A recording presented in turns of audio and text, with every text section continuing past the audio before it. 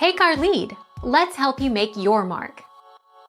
Our goal is your satisfaction. Let us show you the way. Cracking your neck can be harmful if you don't do it correctly or if you do it too often. Cracking your neck too forcefully can pinch the nerves in your neck. Pinching a nerve can be extremely painful and make it difficult or impossible to move your neck.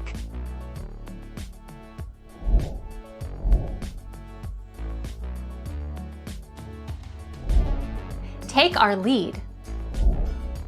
While injuries aren't common, it's possible to hurt yourself by using too much force or pressure when cracking your back or doing it too often.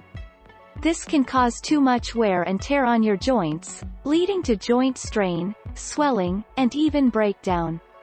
It can also cause damage to the soft tissue of the joints.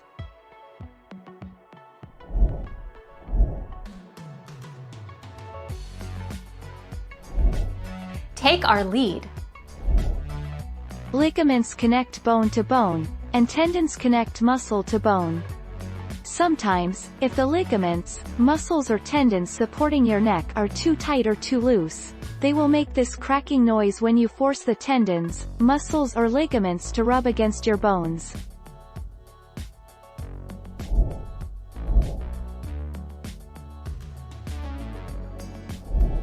Make your mark. Take our lead. Risks and possible complications. The practice of neck cracking is a common method used by chiropractors. The process is known as cervical spine manipulation. Some chiropractors believe that it is not high risk and the rate of injury caused by it is very low. However, there are risks and side effects associated with it.